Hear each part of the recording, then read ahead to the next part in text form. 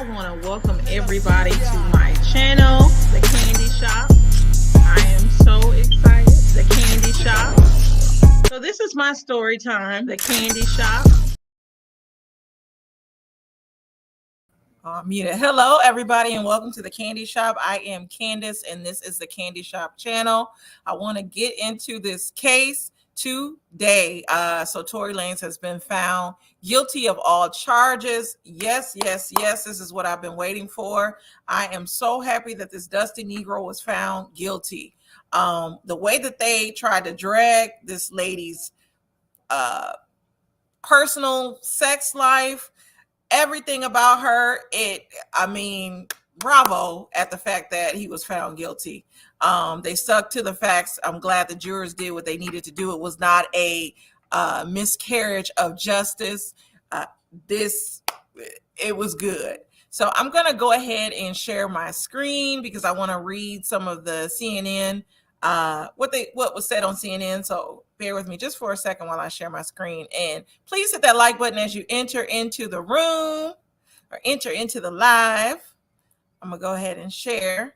But let's talk about this case. So there's Miss Meg the Stallion, Tory Lanez, found guilty in 2020 shooting of Megan the Stallion. And so a Los Angeles jury on Friday found rapper and singer Tory Lanez guilty of 3 charges related to the July 2020 shooting of fellow rapper Megan the Stallion in the Hollywood Hills, the Los Angeles County District Attorney told CNN. Lanez had pleaded not guilty to assault with a semi-automatic firearm, carrying a loaded unregistered firearm in a vehicle, and discharge of a firearm with gross negligence, according to prosecutors. The jury convicted him on all 3 counts, which is so good. And hey, Lamar, good to see you. Megan accused Lanez of shooting her in the foot after she exited a vehicle they had been riding in following an argument. In her testimony during the trial, Megan said things were tense in the car between her, Lanez, and her former friend and assistant, Kelsey Harris, Billboard magazine reports. The artist testified Lanez wanted her to come clean with Harris about the fact that the two of them had been intimate. But Billboard reports Megan was uncomfortable doing so because she knew Harris had a crush on the Canadian singer and rapper. Megan says she had exited the car when Lanez shot her. She says, I started walking away and I hear Tory yell, dance, bitch, as she tearfully testified, according to Billboard. She said she froze. I just felt shocked. I felt hurt. I looked down at my feet and I see all of this blood. Megan showed incredible courage and vulnerability during her testimony, despite repeated and grotesque attacks, LA County DA Judge George Gascon said in a statement to CNN following the verdict. You face unjust and despicable scrutiny that no woman should ever face, and you have been an inspiration to others across LA County and the nation, he said in reference to Megan. So, yes. So I'm going to pause right here. What they did to her and the way that they came at her was so wrong. And the next paragraph talks about women, especially Black women, are afraid to report crimes like assault and sexual violence because they are too often not believed. This trial for the second time this month highlighted the numerous ways that our society must do better, Gascon added, referring to Harvey Weinstein being found guilty of 3 out of the 7 charges on Monday. He also thanked the jurors for their time and thoughtful deliberation. Lanez did not take the stand in his defense during the 9-day trial. The jury, comprised of 5 men and 7 women, began deliberating Thursday, and a verdict was reached on Friday afternoon. Lanez was taken out of the courtroom by bailiffs in handcuffs after the verdict was read. According to CNN affiliate KCBS, he faces a maximum sentence of 22 years in prison and possible deportation back to his native Canada. So I'm going to go ahead and stop sharing this. I'm just glad. That he was found guilty. Oftentimes in our community, especially with Black women, we are not believed, and then they try to discredit us. They don't believe what we're saying. And finally, this Black woman got justice for what happened to her in 2020. And what's interesting is back in 2020, when the shooting happened, she initially didn't want to let the police know that he even shot her. Remember, she didn't tell what exactly happened because she was afraid that he was going to be arrested. At the time, there were a lot of Black men that were being shot by police. So she protected him in that moment. And the fact that throughout this case, they trashed her name. They tried to trash her image. I'm just glad. Let's go to the shade room because I want to look at that. And excuse the sound in the background. Hold on for just a moment.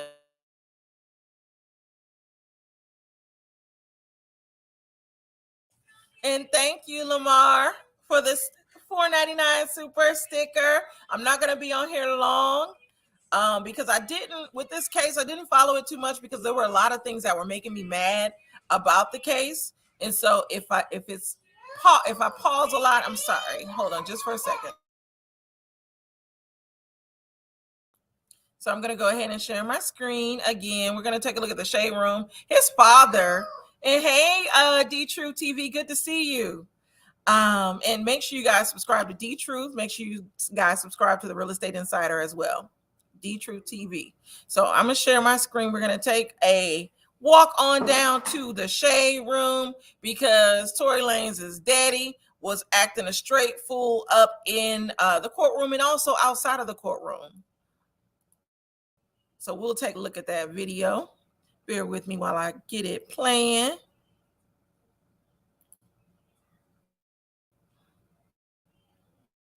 All right, here we go. Stood here in this Los Angeles County and witnessed the worst miscarriage of justice that this world has ever seen. You want to know how I feel? I'll tell you exactly how I feel. I got some names that I want to call. Alex Spiro, Desiree Perez, and the whole wicked system of Rock Nation, including you, GZ. Yes. You who say you rose from the gutter, but you have traded and bartered the souls of young men, and you're still doing it. The only independent witness in this courtroom is a man whose name is Sean Kelly. He came to court, and our attorneys, he would not even shake their hand after he went upstairs with Kathy Tarr and Alex Bott. They met on Saturday before. They met with our witness. And then the man came back, and I sat in the hallway while he sat with Jody Little, the prosecutor's investigator, who acted so dumb, an intelligent woman who did not want, listen, I've seen so much evidence buried in this, and I know exactly what the public out here will say. Don't talk. You will say, I say this because I'm a father. See, I am a father of thousands around the world. I am a father of my kids, but a spiritual father to many. And I don't make stupid allegations because I got nothing better to do. You all have been bartering and trading the souls of young black and brown men in this country. And I'm calling on all the umbrellas. I'm calling on everybody in this country to begin to rise up because your sons have been done dirty. It's not over. It's not over. God does not lose. Never. And even though we have come to this juncture, trust me, you will see that our God does not fail. This is not the I know that this is wickedness. This district attorney, Miss Kathy Tarr, is the same one that witnessed or knew that 5 sheriff's deputies in LA County beat up a Spanish man with the last name Carrillo until the guy was beaten to and passed out. ABC News interviewed that man after Eyewitness News, and he said, I thought I would never be here to see my child born, and I would never been able to be around to see my other child rise up. But I'm telling you, this court system is not for justice. It's about wins and losses, and they do dirty to do whatever they can. Jay-Z, let me speak to you. He has kids. Right. Because my son refused to sign a Rock Nation deal with you. Yes. And Desiree Perez, you wicked witch, you snitch. Yes. You turned on your co-conspirators, all the whole mafia, one of you that was peddling drugs in this country, and you rolled on them before so the Fed could give you a deal. All of you, trust me, I have intercessors, prayer warriors around the world, and they will not stop until you are cut off. Yes. No, we don't shoot you with guns, but we know exactly how to bring you down in the spirit. They all have children. That's right. So, first of all, and going back to your question, Lamar, I don't get the whole, I don't know if he's a preacher or not, but it's a hot mess. And what's interesting to me is that he didn't have this energy for his son. Where's the energy for his son that shot this woman? Like, I'm so confused. I don't know if he's a preacher or not, but like you said, Lamar, he needs to rebuke his son. Hey, V. Hargett. He didn't think about the kids when he did what he did. Exactly. He didn't think about any of that. He didn't think about that when he was having his good time with several ladies, because he was rumored to be talking to Miss Jenner, Kylie Jenner. He was messing around with Kelsey and also messing around with Meg the Stallion. Let me go ahead and stop sharing for a second. And hey, Cheryl, Liberian Cayenne Pepper, good to see you. Thank you, Red Label Confessions and Reaction, for the $9.99 super chat. Thank you, and Merry Christmas. But this man, to me, has a lot of nerve, and to bring God into it, it's like, what? And then, can somebody tell me what Jay-Z and Rock Nation have to do with this? How did Jay-Z get into it? That I was lost with that part. What does Jay-Z have to do with his son pulling a gun out and shooting this young lady? Now, shout out to, I was watching AT2 earlier. Shout out to his channel. Miss Toria came up there and she mentioned a couple of things about the case that I didn't even know about. I do want to research it. Hey, Vicky Black. Yes, he does need Jesus. So Toria said that basically, and you laughing, and hey, Real Time Talk 101. Toria said that when the incident happened, they were fighting in the car. The reason why Kelsey had gun residue on her was because Tory pulled her out of the car. There was also, allegedly, let me put up my allegedly banner too, because I'm just going, now this is hearsay. I have to research this myself. Like I said, I have not been following the case, so I'm going to put up allegedly. I only knew certain things. So allegedly, there was gun residue on the hands of two males. And so we don't know who these men are. What's interesting, though, is that Tory, when it came to Tory Lanez's bodyguard being called into court, he was nowhere to be found. So I'm wondering, was he the other male whose hands might have been on that gun or whatever, the residue? All of it is so confusing, and so many different things about this case. I myself thought it was going to be a mistrial with the way that they kept bringing up all this different evidence. And then we get to back in September when Kelsey gave her statement about what happened. She mentioned that Tory did shoot Megan. And then when she gets to the actual court, when she gets to the trial, all of a sudden she doesn't remember. So it's like, is she committing perjury? Like, are they going to look into that? Because I really think, no offense to Miss Kelsey, but I really think they need to look into that, because it appears this lady lied on the stand as well. So let me go to your comment. D True said, I didn't follow this case. Yeah, it was a lot. There were a lot of different channels following the case. Shout out to Nika Knight, Armand Wiggins. They were there at the trial. So I watched them. I watched the attorneys on the Shade Room, but it was hard to follow, very hard. I'm going to go ahead and drop this link. I don't think that it was a miscarriage of justice. A couple of things that I don't like. I want to share my screen again. So bear with me. I'm going to be sharing my screen off and on, because there are some things that I saw on the Shade Room, some statements from certain people that I thought was just interesting. If you want to come up and give your opinion on it, let me know, or just hit that link. But let me go ahead and share again. I want to go back. I'm going to show this statement from Moniece, which I think is very interesting. Now, Moniece says, today the judicial system has failed yet another black man. Shit is sick.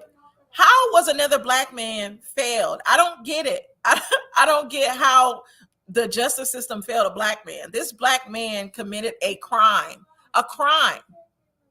There were witnesses that saw him do this. Kelsey herself said it back in September. So how was that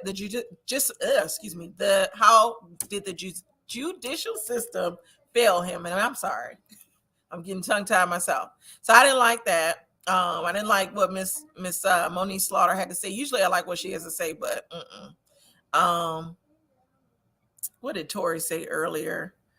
This is a tweet he put talking about, I'm going to leave this here one more time and watch how it ages. No weapon formed against me shall prosper, and every tongue that rises against me in judgment shall be condemned. You sit and watch now and don't ever question the God I serve again. This is my last tweet. So this didn't age well, Mr. Tory Lanez. Let's go to Benzino.